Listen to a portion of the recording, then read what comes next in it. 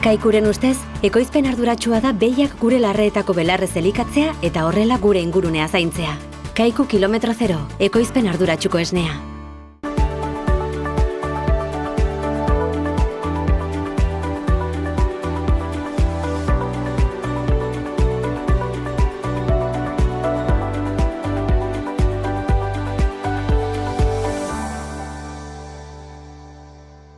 Kaixo eta ongi etorriak Ur eta Lur saio honetara. Gaurkoan sagasti batean gaude, badakizue sagardogileek bazkenean sagarra behar dutela eta sagar ekoizleek atope buru belarri dabiltza sagarra biltzen. Ondorioz gu bertan alde batetik Lander Sagaseta sagar ekoizlearekin egonen gara, bestetik ere Aitor Etxeandia nekazal ingeniari teknikoarekin ere, berak sagasten inguruan asko daki, berak kontatuko digu pixka bat nola izaten den sagaste bat aurrera eramateko prozesua, eta azkenik, badakizue, sagarra sagardogileentzat egiten da, eta kasu honetan, proiektu honetan, Zapiain eta Zelaia sagardotegiak daude ere sartuak, gu Zapiaingo Jonekin egonen gara, eta berak kontatuko digu ere nola bizitzen ari diren sagardoa egitearen prozesu hau.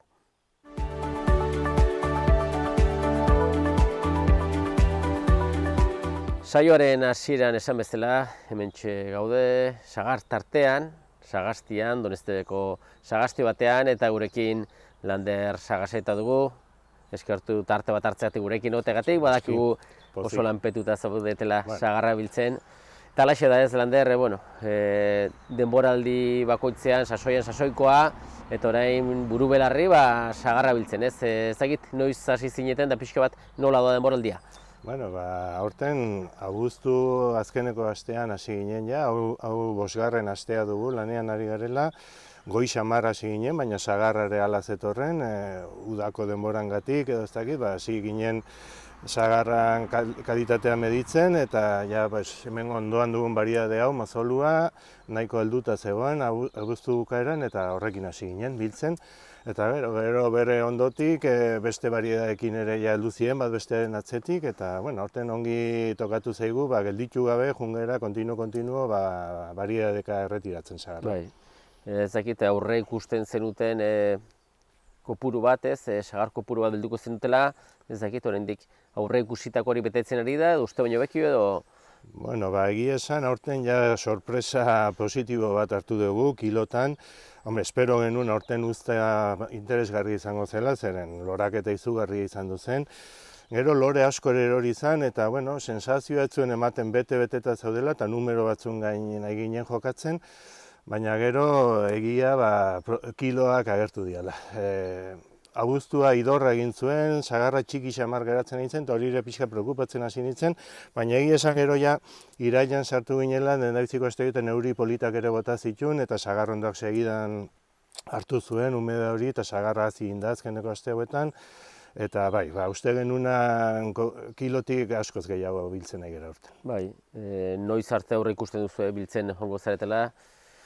Ja azkeneko txampan gaude, ja gehien erretiratu dugu, indikan bariade bat falta zaigu, moko izenekoa, aurten lehendabiziko aldiz ja kilo kopuru bat ikusten diogula, eta gero sagasti berrian ere, gaur hasi gera sagarra biltzen, baina indikan kilo gutxi daudean, lan gehiago dugu distantziak korritzen, garbitzeko, da hona biltzeko noski, eta nik uste beste 2 astez edo horrela biliko garen.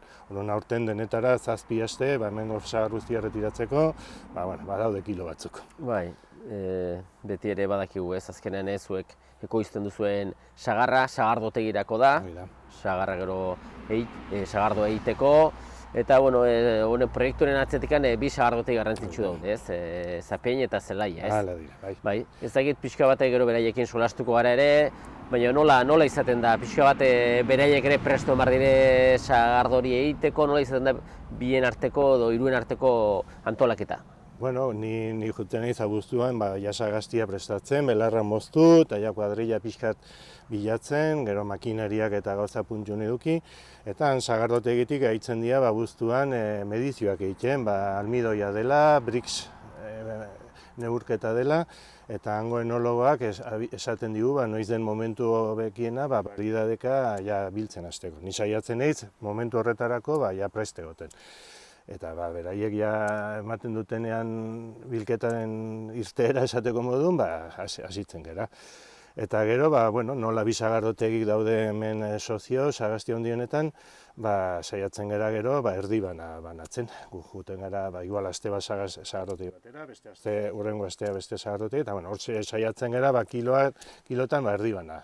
Zapiaineri eta beste erdia zelaiari entregatzeko. Hori da, baritate desberdinak dituzuez, Sagasti hauetan, orokorki goratuko du ez, gutxorera zenbatxo hektaria dire hemen direnak, eta ze barietate dituzuen? Denetara 15 hektarea dira Sagastian, 6 hektarea dira Sagasti zarra, esateko modu, noela 11 urteia jarria, eta hor ditugu 6 variedade, urtebi txiki, biztan duguna, urtebi handi, mozolua, goikoetxe, txalaka eta moko. Ja, gehienak bildu ditugu, moko dugu bakarrik falta biltzeko. Eta gero beste 9 hektarea dia Sagasti berria, oraila 5 urte jarri genuen, eta handugu gehien bat erdia da urtebi txikia, beste erdia moko. Gero puxka txiki bat dugu, Narbarteko gorria, variedadea, hemen bertako, Baiarako variedade bat. Ez genuen ezagutzen, hemen jarri bitarte, baina nik uste nahiko positibo ateratzen nahi den, bai kilotan, bai lan egiteko prozesuan, eta pozik gaude horrekin bai, eta hoxe dira hemen gehien bat ditugun variedadea. Bai, behar bada barietate batzuekin sorpresa hartu duzue, beste batzuekin decepzioa, ze balorazio egiten duzu alde horietatik? Hemen decepzioa izan du da gehien bat Sagasti zarrean, arbolak hasieratik indar handi egin zuten, lurra aspaldian ekoiztu gabe zegoen, eta ez genuen uste horren indartxo ongo zela lurra, eta hemen kostatzaio azkeneko urte hauetan produzitzen ematea.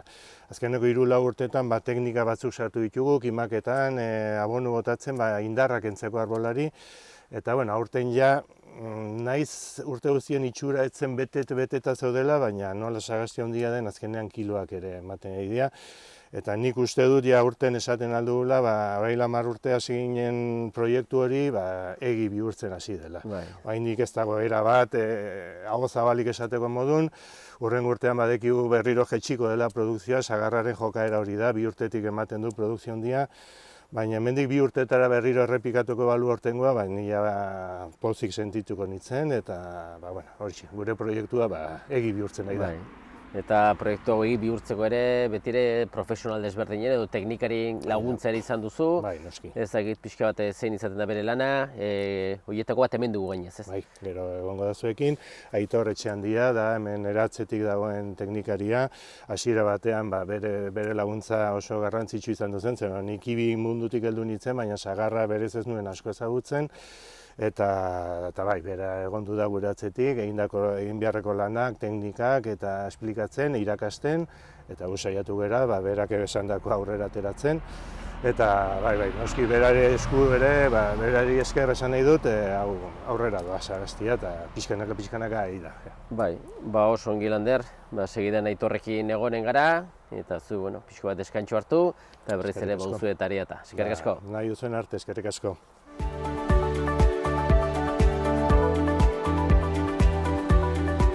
Esan bezala, oraingoan, Aitor Etxeandiarekin gaude, bera nekazal ingenieri teknikoa dugu, eta Sagarlan enpresako langile ere eta buru belarri ibilizara zu ere, Lander bezala, eta hasieratik ezagutzen duzu Aitorrez proiektu hau, ez? Bai. Ez dakit nola izan duzen hasiera edo deus ez izatetik, ez? Belagai bat izatetik edo lur sail bat izatetik, baina ikusten dugu Sagastia ekoizpen puruan. Nola izan duzten zen hasiera, gauza asko erabaki behar ziren, konta ikustu mesedez? Hasiera oso ilusionante izan zen.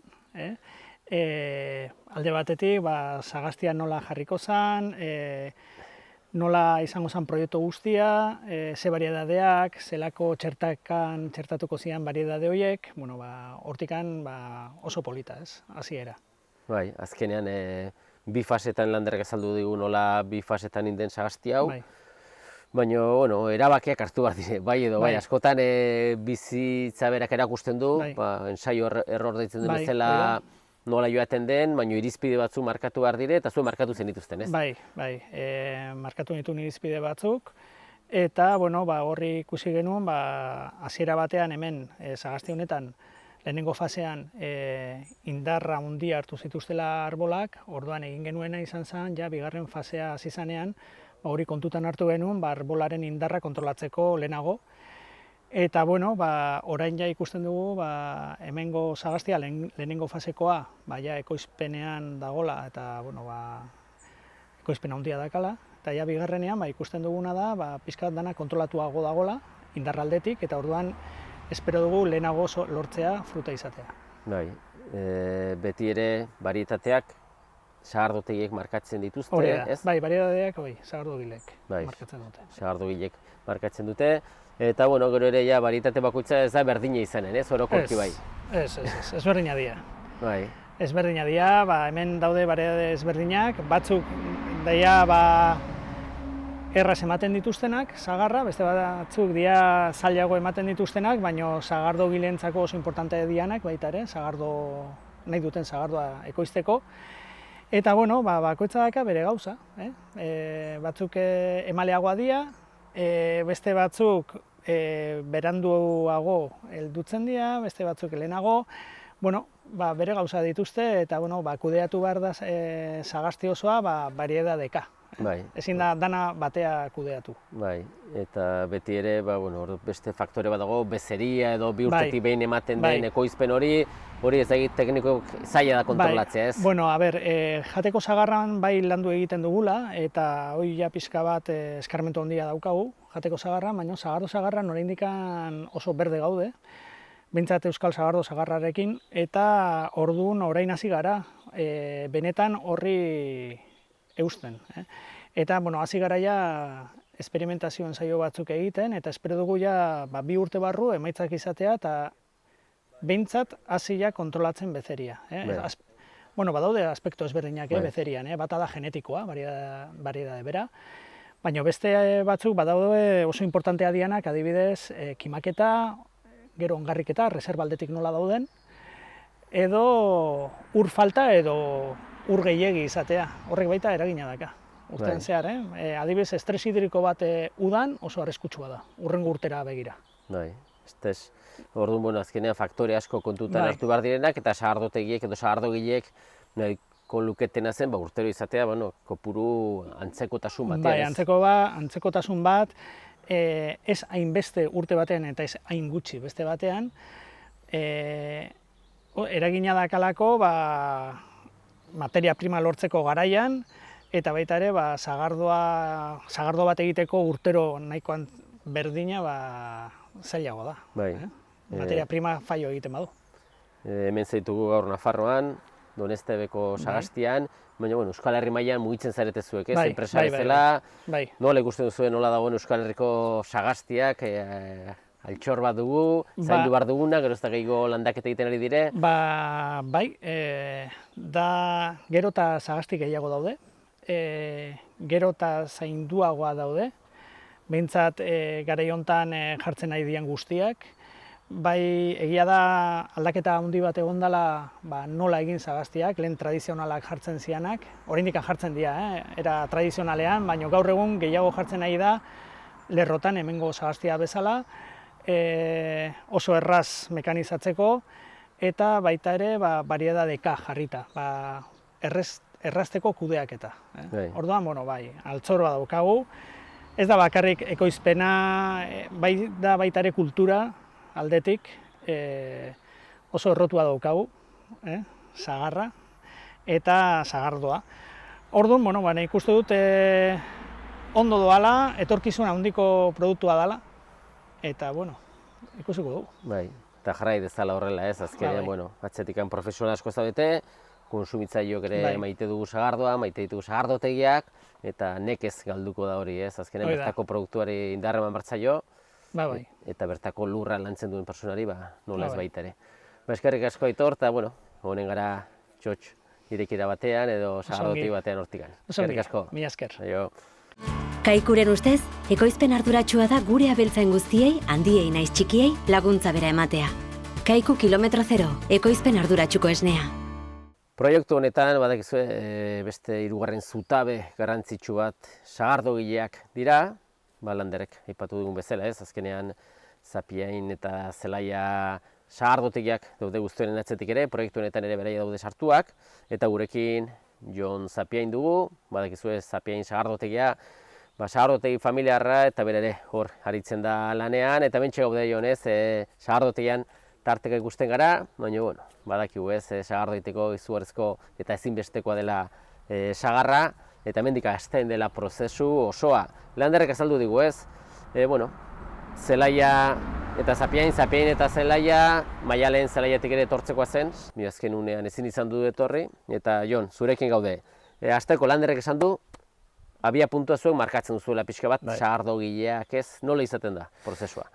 Bueno, urte guztian Landerrekin beti komunikazioan gaude, Landerri ere eskerrak eman, egiten duen lan guztiagatik Sagastian, eta bai, behin iristen dela azkenengo hilabetea, ja baride bakoitza bere kontura aztertzen goaz, ea ze heldutasun mailan dauden, ze heldutasun maila behar dugun, eta pixka planifikatu sagar bilketa, gero dena behar bezala jasotzeko upategian. Bai, zuek azkenean, badakizue, zuen Zapiain sagardoak, ze barietateak nahi dituzue, ze tamainatan bakoitza, baina horretarako bilketa barietateka egiten da, eta pixka batzuk ere prozesua hasiera batean behintzat barietateka egiten duzu, ez? Bai.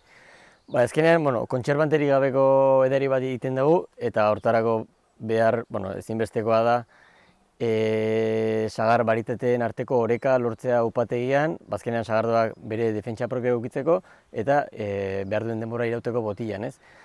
Orduan, bai edo bai, baritate bakoitza bere kontura jaso behar dugu, bakoitza bere azterketa egin bakoitzari, eta horren arabera, beharrezko nasketak egin sagardo orekatu bat edukitzeko. Bai, zuek bertako sagarrarekin egiten duzuen lan, bertako barietateak ditugu hemen, Donezteben, Nafarroan, baina beti ere hor bada ez, baduzu zuek euskal sagardoa zigioarekin ere kupela badituzue, botilaten ere saltzen duzue, eta beti hor dago erronka bat ez, etorkizuneko erronka, ea noiz iristen den, pixko bat, legalki berez, sagar hauek ezin dituzu euskal sagardoaren zigioaren barruan sartu ez? Ez ala, 6 urte daramatzagu ja euskal sagardoaren barruan, bertako sagarrarekin egindako kalitatezko sagardoa egiten, eta bai faltan botatzen dugula ez, Nafarroako historikoki beti sagar ekoizpena egon den lurralde batean, bertako sagarra erabiltzeko aukera euskal sagardoa egiteko.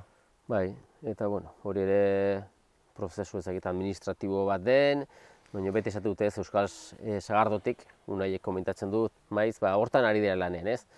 Bai, azkenean, alderdi desente daude, lan asko egin behar da administratiboki hori legala bihurtzeko edo ofizialtasun bat emateko, baina gure ustez ezinbestekoa da, gainera hain lurralde txiki batean, non sagardo ekoizpena hain handia den, eta industrializazioa ere bai, orduan lurra ez dago hainbeste lurra, horren ezinbestekoa da Nafarroa bezalako komunitate bat bertan sartzea. Bai, zuentzat proiektu honetan sartzea garrantzitsua izan duzen, ez? Hemen orain momentuan Landerrek esan duen bezala hektari asko dire, kostatu zaio sagasteri esan pixkoteko izpenean sartzea, baina zuentzat bertako sagarra altxor bat dugu, eta ezinbestekoa. Ezinbestekoa.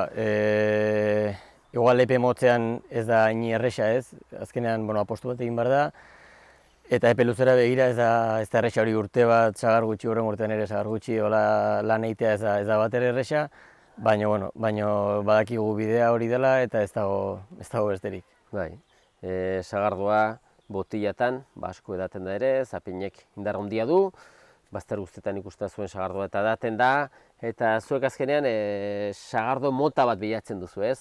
Baritate asko direla, baina baritateak kopuru desberdinetan sartu ezkero, sagardo aldatzen da guztiz, aldatzen alda, ez?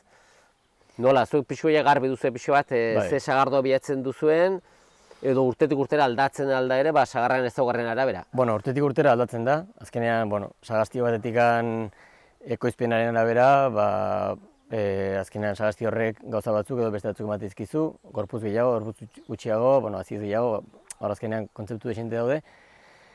Baina bai beti bilatzen dugula sagardoa, azkenean sagar lurrinekin, beti oreka bat bilatuz, eta edan erresak, baina beti ere konplexutasun batekin. Bai. baina beti orekatuta. Bai.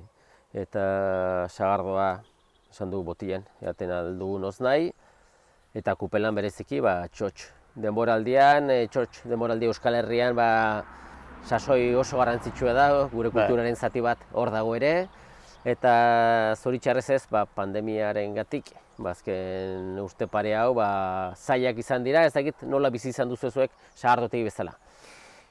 Ez dira erresa izan zetik, duela ja 2019ko martxoan, ez barkatu, 2020ko martxoan, egun batetik bestera itxi behar izan genuen, eta justo garai potenteena zetorrenean, txotxeko garai fuerteenean, eta hor uste genuen epe baterako izango zela, baina gauza izan da oso luze junda, eta lehen urtean, imaginatu dena moldatzeko mugimendu horrekin, dena eserita, kontsumoa eguerdi ditan, zetik berez txotxa normalean gauetan izaten zen, hor aldaketa asko, baina uste aurrera atera gara eta ez da gutxi.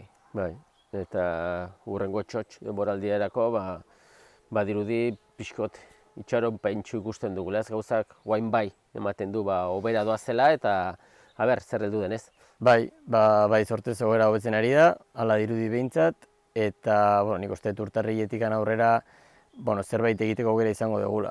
Eta azkenean sagardoa konsumitu da, jendeak etxera eta eraman duen kontsumitzeko, baina azkenean osteleritzakin lan zuzen handia egiten dugu, eta betiko egunerakotasun hortan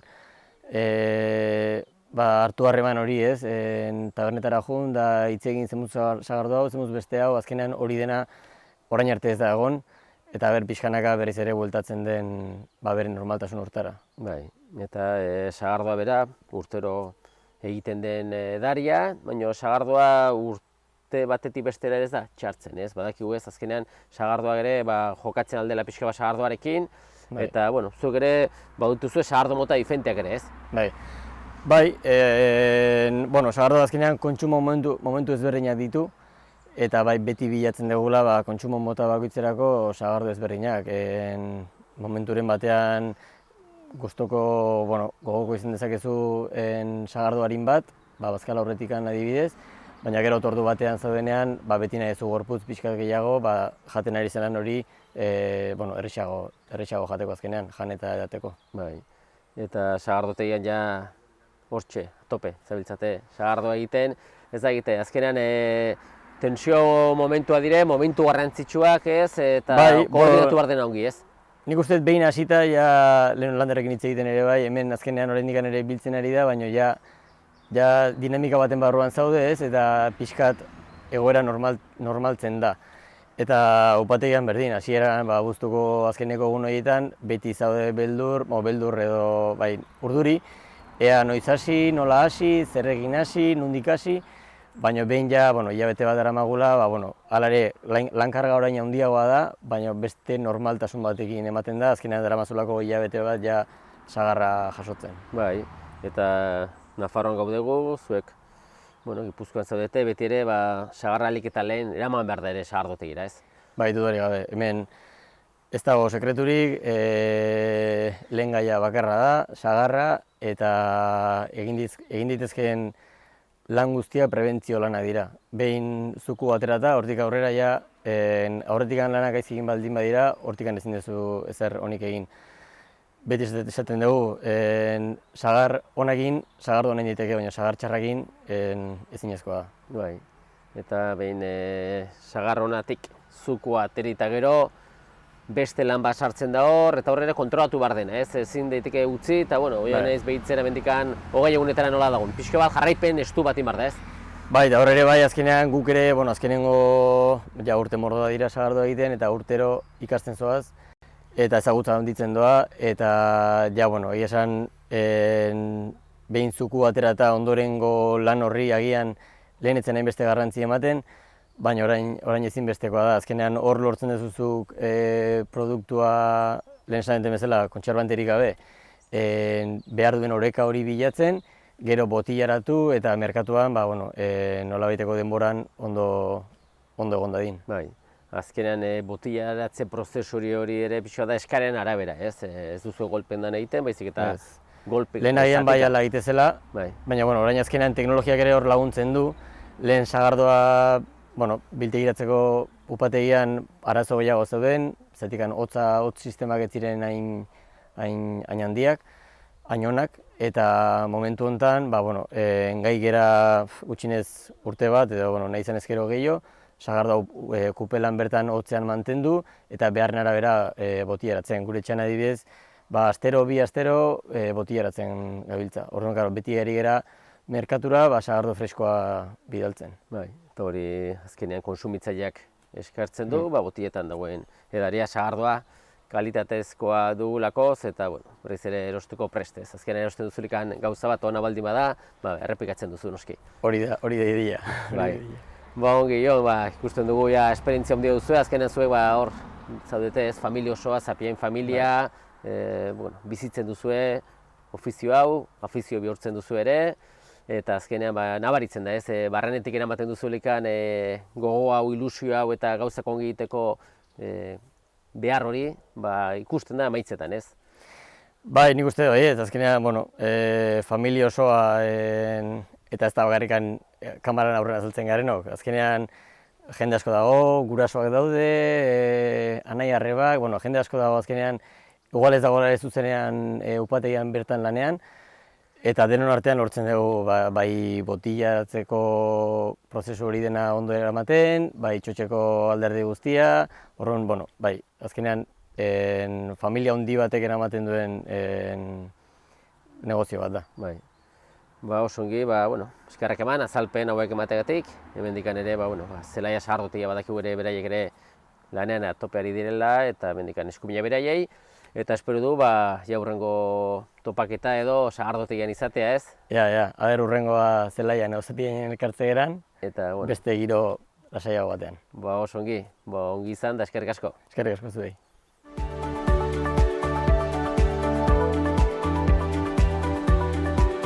Besterik gabe, agur esateko ordua iritsi zaigu eta eskerrak eman zuen arretagatik agurtzen gara datorren saio arte. Ongi segi.